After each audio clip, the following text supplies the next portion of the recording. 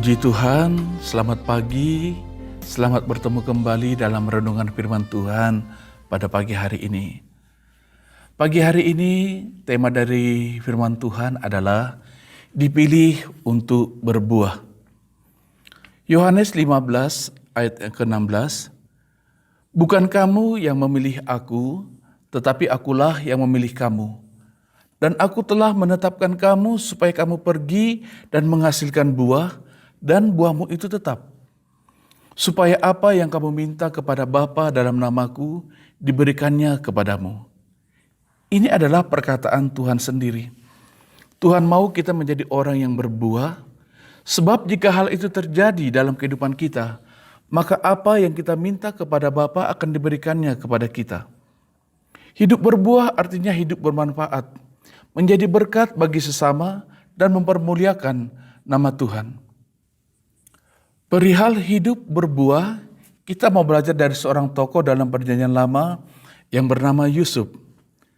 Kejadian 49 ayat 22 dikatakan, Yusuf adalah seperti pohon buah-buahan yang muda, pohon buah-buahan yang muda pada mata air. Yusuf digambarkan seperti pohon buah-buahan yang dekat pada mata air. Dalam kitab Mazmur dikatakan pohon seperti ini, apa saja yang diperbuatnya akan berhasil. Ini menunjukkan kehidupan orang yang benar-benar melekat pada Tuhan, sehingga air kehidupan itu membuat dia menghasilkan buah yang sangat banyak, bermanfaat, menjadi berkat bagi banyak orang, dan membawa kemuliaan bagi nama Tuhan. Nama Yusuf berarti dia akan menambahkan, atau Tuhan akan menambahkan. Jadi kehidupan Yusuf ini semakin bertambah. Itu sebabnya dia tidak akan pernah berhenti dalam menghasilkan buah. Hidupnya terus menjadi berkat sepanjang tahun, sepanjang masa hidupnya menjadi berkat. Kita mau merenungkan beberapa hal dari kehidupan Yusuf. Kenapa sih hidupnya bisa menjadi berbuah? Kejadian 41 ayat 51, Yusuf memberi nama Manasye kepada anaknya yang sulung, sebab katanya Allah telah membuat aku lupa sama sekali kepada kesukaranku dan kepada rumah bapakku. Dan kepada anaknya yang kedua diberinya nama Efraim, sebab katanya Allah membuat aku mendapat anak dalam negeri kesengsaraanku. Nama Manasye artinya melupakan, sedangkan Efraim berarti berbuah. Jadi saudaraku, sebenarnya kedua arti dari nama anak Yusuf ini merangkum seluruh kisah kehidupan Yusuf, bagaimana dia bisa berbuah. Manasye artinya melupakan, Efraim artinya berbuah. Untuk mengalami kehidupan yang berbuah, kita harus melupakan kepahitan masa lalu. Yusuf melupakan kesengsaraannya. Yusuf melupakan kepahitannya. Dan inilah yang menjadi kunci kemenangan yang luar biasa dalam kehidupan Yusuf, ketika ia berani dan bisa melupakan kepahitannya. Jangan terikat kepada masa lalu, jangan terikat kepada kepahitan masa lalu, bahkan juga kesuksesan masa lalu atau hari ini. Sebab apa? Sebab yang terbaik dan yang terbesar itu masih menanti di hari-hari ke depan kita. Jadi kunci pertama keberhasilan Yusuf sehingga hidupnya berbuah adalah ia mampu melupakan kepahitan masa lalu. Paulus juga mengingatkan kita, saudaraku, supaya kita melupakan apa yang di belakang dan mengarahkan diri kepada apa yang di depan. Ayo berlari-lari kepada tujuan yang hebat, yang dahsyat, yang besar di dalam Yesus.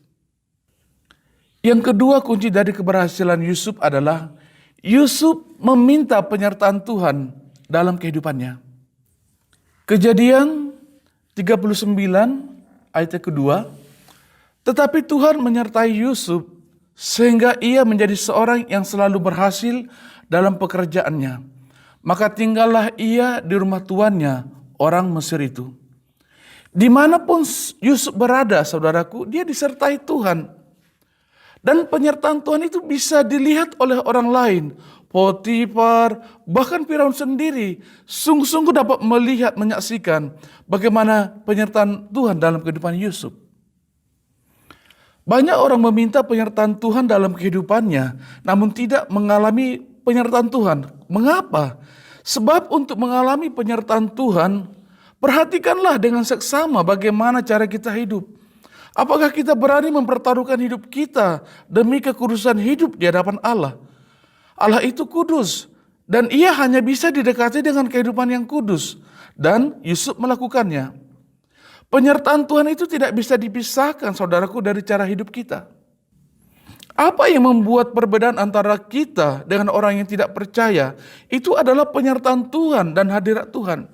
Jika Tuhan hadir, maka Dia akan membuka jalan dengan caranya yang ajaib.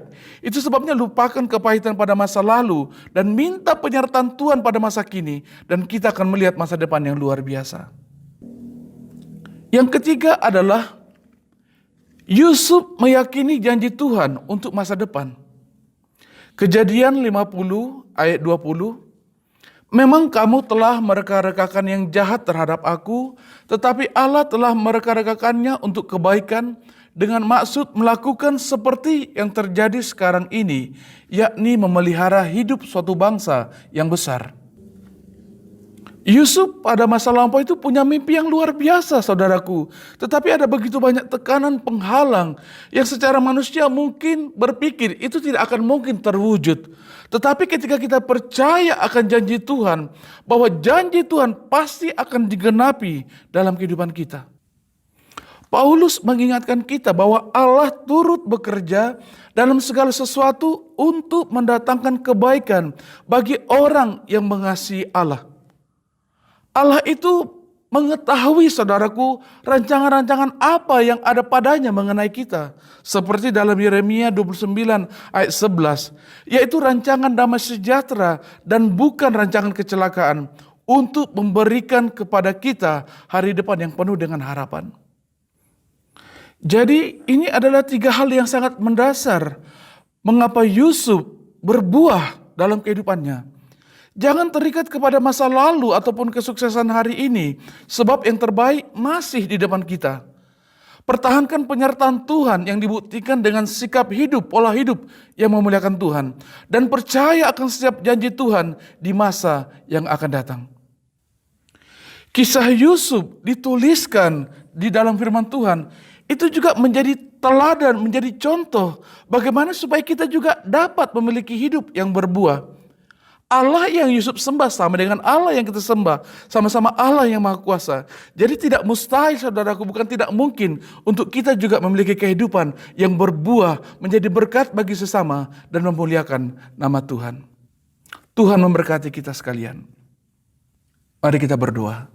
Bapa, terima kasih buat firman-Mu, bagaimana Engkau telah membuat kehidupan Yusuf menjadi berkat, kehidupan yang berbuah dan memuliakan nama Tuhan. Bapa, kami rindu perkara yang sama juga Tuhan kerjakan dalam kehidupan kami. Roh Kudus, tolong kami, pimpin kami Tuhan, untuk kami juga menjadi pelaku-pelaku firman-Mu. Segala apa yang menjadi pengikat, membuat kami sulit melangkah maju ke depan memandang kepada Engkau. Di dalam nama Yesus kami patahkan semuanya itu. Terima kasih Bapa yang baik, kami rindu Tuhan, Engkau menyertai kehidupan kami, sebab penyertaan-Mu lah Tuhan membuat kami melihat perkara-perkara yang ajaib dalam kehidupan kami, dan kami sungguh percaya bahwa setiap firman-Mu adalah ya dan amin dalam kehidupan kami. Terima kasih Bapa yang baik, terpujilah nama-Mu. Berkati setiap anak-anak-Mu yang sudah mendengarkan firman-Mu pada pagi hari ini. Jadikan setiap kehidupan mereka kehidupan yang berbuah, dan nama Tuhan dipuji, dipermuliakan di dalam nama Yesus. Haleluya. Amin.